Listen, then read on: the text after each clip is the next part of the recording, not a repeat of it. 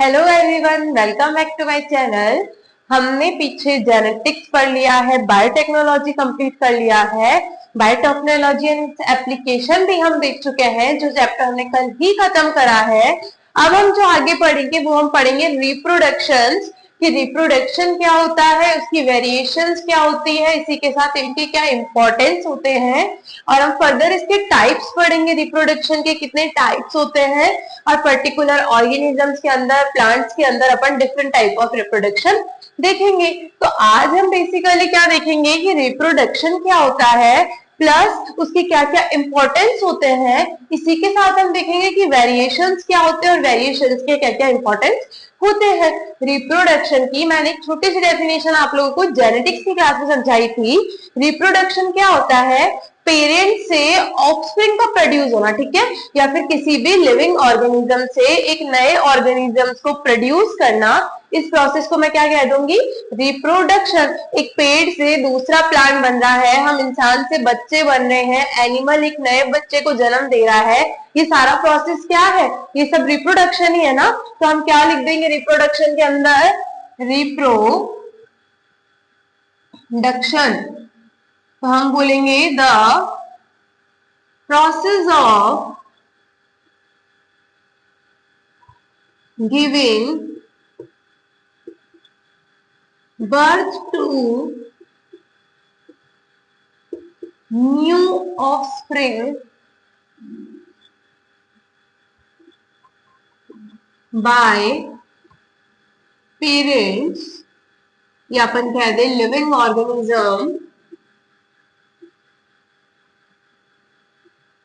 Is known as reproduction. ठीक है, कि वो प्रोसेस जिसमें क्या कर रहा है, कोई ऑर्गेनिज्म बर्थ दे रहा है न्यू को। जैसे अपने मान लो प्लांट के केस में अगर अपन मान लेते हैं, उसने क्या करा, दूसरे प्लांट को बर्थ दिया, ये इसके ऑफस्प्रिंग थे, तो ये तो हमारा पेरेंट प्लांट हो गया और ये हमारी न्यू जनरेशन हो गई। तो इसी प्रोसेस को मैंने क्या कह दिया, रिप्रोडक्शन। अब क्वेश्चन ये आता है कि भाई रिप्रोडक्शन क्यों जरूरी है, क्यों जरूरी है कि हर जो भी ऑर्गेनिज्म है वो अपने जैसा एक न्यू इंडिविजुअल प्रोड्यूस करे, अगर नहीं करे तो क्या हो जाएगा। ठीक है, तो ये सारे क्वेश्चंस आते हैं कि क्यों जरूरी है। तो इंपॉर्टेंस की अगर अपन बात करते हैं, इंपॉर्टेंस ऑफ रिप्रोडक्शन, ठीक है, तो इसके अंदर सबसे मेन पॉइंट जो आ जाता है हमारा, वो आ जाता है कंटिन्यूएशन ऑफ स्पीशीज, ताकि वो स्पीशीज जो है वो क्या करती रहे, चलती रहे। ठीक है, वो अगर हमने रिप्रोडक्शन बंद कर दिया तो एक टाइम ऐसा क्या आएगा कि वो जो पर्टिकुलर स्पीशीज है वो खत्म हो जाएगी, वो लास्ट इंडिविजुअल के साथ ही मर जाएगी। अगर हम लोग हमारे में देखते हैं, अगर हम लोगों में रिप्रोडक्शन बंद हो जाता है तो हम लोग लास्ट रहेंगे। इसी तरीके से अगर पूरी पॉपुलेशन रिप्रोडक्शन करना बंद कर देती है तो एक टाइम ऐसा आएगा कि जो ह्यूमंस होगी उसकी स्पीशीज क्या हो जाएगी, वैनिश हो जाएगी, खत्म हो जाएगी। तो ये क्या करता है, कंटिन्यूएशन करता है स्पीशीज का। तो हम क्या लिख सकते हैं, if species does not reproduce they became extinct। ठीक है, एक टाइम ऐसा आएगा कि वो एक्सटिंक्ट स्पीशीज हो जाएंगी, बिल्कुल खत्म हो जाएगी। It is needed for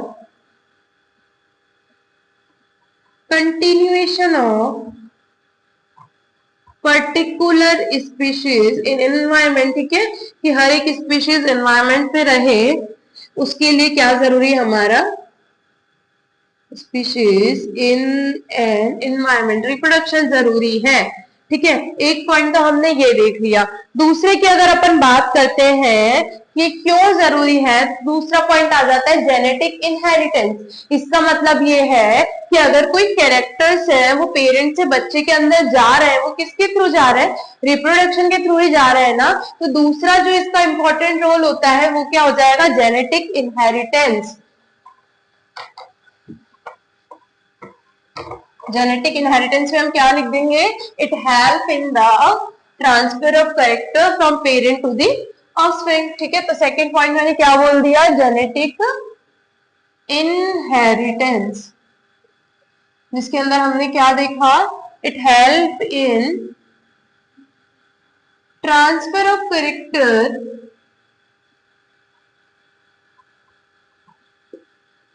from parents to offspring, ठीक है, पेरेंट्स टू ऑफस्प्रिंग, तो ये कैरेक्टर के ट्रांसफर में मदद करता है। वहीं अगर मैं थर्ड पॉइंट देखती हूँ तो मैं क्या कह दूंगी, किसमें मदद कर रहा है, पॉपुलेशन के मेंटेनेंस से मदद करता है, पॉपुलेशन मेंटेनेंस, ठीक है, कि कितनी पॉपुलेशन होनी चाहिए, कितनी नहीं होनी चाहिए पर इंडिविजुअल या पर स्पीशीज के हिसाब से, तो वो सारी चीजें हमारे किससे मेंटेन हो रही है, रिप्रोडक्शन से मेंटेन हो रही है। तो हम इसके अंदर क्या देखते हैं कि ये क्या करता है, कितने नंबर ऑफ इंडिविजुअल पॉपुलेशन में होंगे उसको मेंटेन करता है। It help in maintaining the number of individual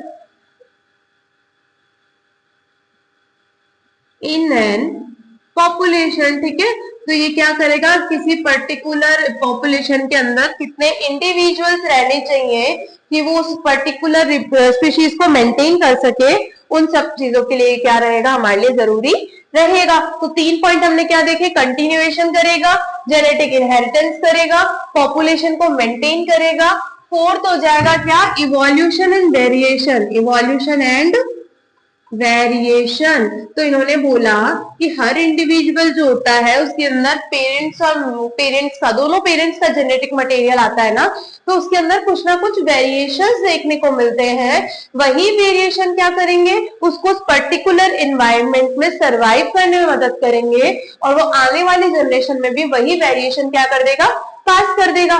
क्या होगा अगर वेरिएशन नहीं होंगे, तो वो उसमें अडेप्ट ही नहीं कर पाएगा ना, तो हम क्या कह देंगे, each individual या each offspring get genetic material from both parents which provide some variation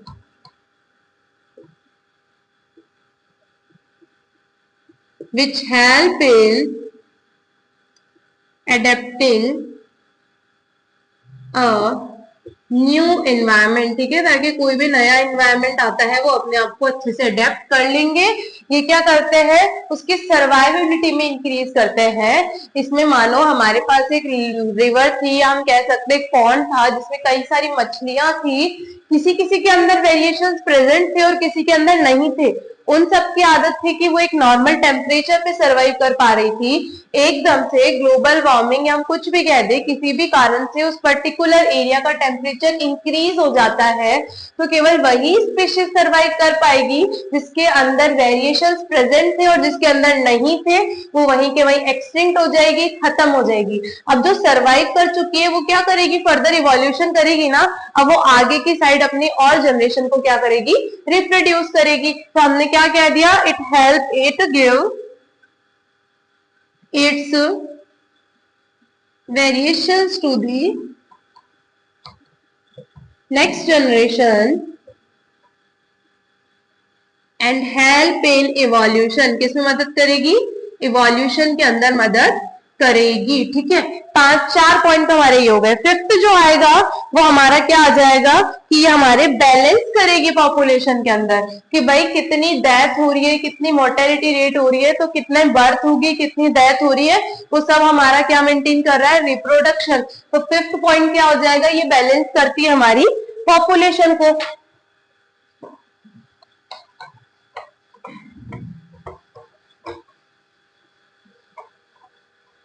हमने फिफ्थ पॉइंट क्या देख लिया, बैलेंस इन इकोसिस्टम।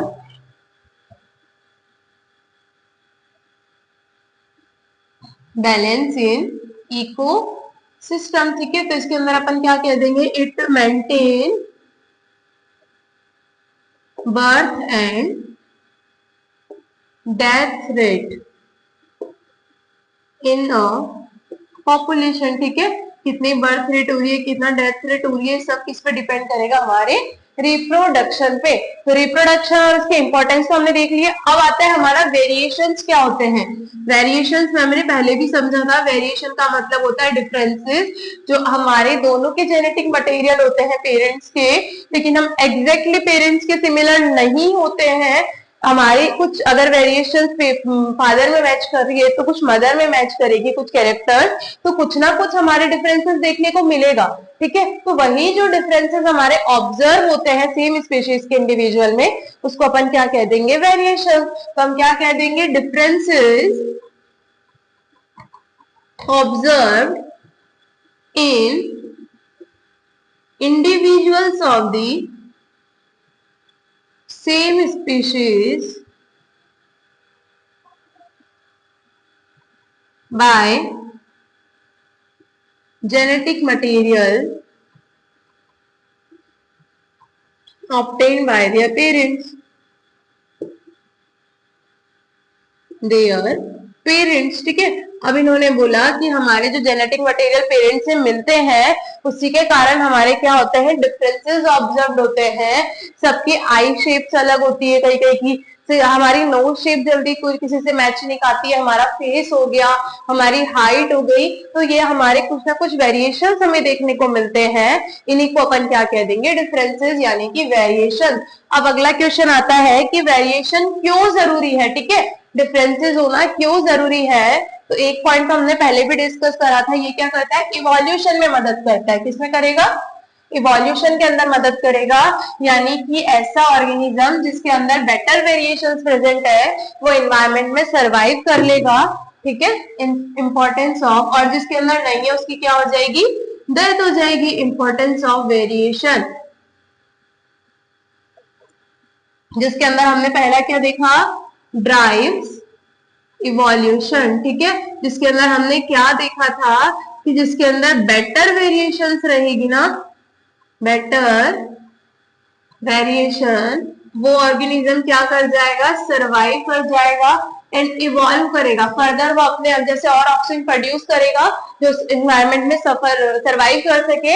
लेकिन जिसके अंदर हम देखते हैं बेड वेरिएशंस होगी या कोई भी वेरिएशन नहीं होती है, नो वेरिएशन, उस पर्टिकुलर ऑर्गेनिज्म की हमें क्या देखने को मिल जाएगी, डेथ देखने को मिल जाएगी। तो हम क्या कह सकते हैं इसके अंदर, it help in adapting new environment, ठीक है, ये किसमें मदद करेगा, कोई भी ऑर्गेनिज्म एकदम से अगर नए एनवायरनमेंट में हमको इंट्रोड्यूस कर दिया जाता है तो उसमें इजीली सरवाइव कर पाएंगे और उसको अच्छे से ना अडेप्ट कर लेंगे, क्योंकि उसके अंदर ऐसी वेरिएशंस प्रेजेंट है जो उसमें मदद कर रही है। अगर हम हर माहौल में सूट रह सकते हैं, हम हर माहौल में एडजस्ट कर सकते हैं, हम बोल भी सकते हैं, हम चुप भी रह सकते हैं, ठीक है, हम खुद में मस्त रह सकते हैं, तो अगर हमें किसी भी एनवायरनमेंट के अंदर रख दिया जाता है तो हम क्या करेंगे, वहां पे अच्छे से रह जाएंगे। लेकिन अगर किसी की आदत है कि उसको केवल घर में रहने की आदत है, वो पर्टिकुलर बाहर खुल नहीं पाता है, उसके अंदर ऐसे बेनिफिशियल कैरेक्टर्स प्रेजेंट नहीं है, तो अगर अपन उसे कहीं रखेंगे तो उसके लिए एकदम से वहां पे मैनेज करना काफी ज्यादा मुश्किल हो जाएगा। तो यही अपन वेरिएशन इसके अंदर देखते हैं, जहां अपन ने मछलियों का कुछ एग्जाम्पल देखा था फिशेस का, कि कैसे टेम्परेचर इंक्रीज होने पे कुछ स्पीशीज की डेथ हो रही थी और कुछ जो थी वो आराम से सर्वाइव कर पा रही थी। दूसरा अगर अपन देखते हैं तो ये क्या करेगा, second point, enable organism to adjust in new environment, ठीक है, वही पॉइंट आ गया, ये उनकी मदद करेगा ताकि वो कोई भी नए एनवायरनमेंट पे अगर जाते हैं तो उसमें आराम से क्या हो जाएंगे, हमारे एडजस्ट हो जाएंगे।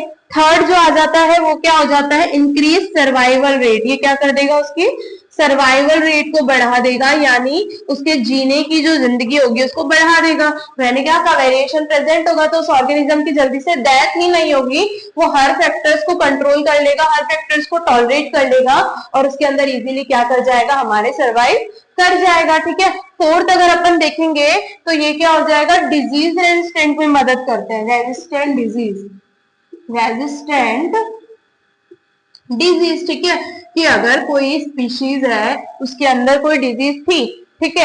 अब वो उसकी डेथ हो जाती है या फिर कोई ऐसी स्पीशीज जिनके अंदर डिजीज रेजिस्टेंट जीन प्रेजेंट थे, वो अपनी फर्दर पॉपुलेशन को या अपने आने वाली जनरेशन को वो डिजीज रेजिस्टेंट जीन दे देगी, ताकि उसकी जो आने वाली जनरेशन भी है ना, वो उस डिजीज के लिए क्या हो जाएगी, रेजिस्टेंट हो जाएगी, उसको वो डिजीज नहीं होगी। तो वेरिएशन के कारण क्या होता है, हमारे जो पॉपुलेशन होती है वो कैसी हो जाती है, डिजीज रेजिस्टेंट। इसी के साथ अगर अपन अगला पॉइंट देखेंगे तो ये क्या करता है,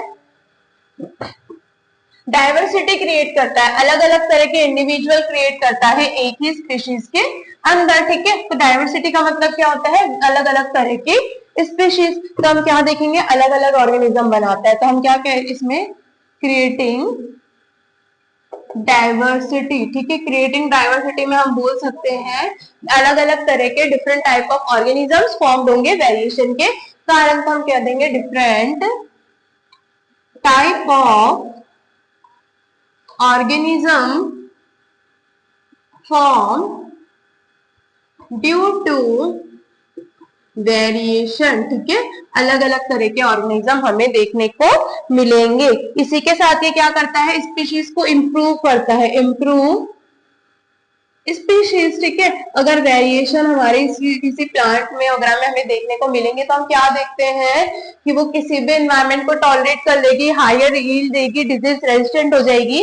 तो ये पर्टिकुलर स्पीशीज के कुछ कैरेक्टर्स को क्या कर देती है, इंप्रूव कर देती है। हम क्या कह सकते हैं, plants species can be improved bye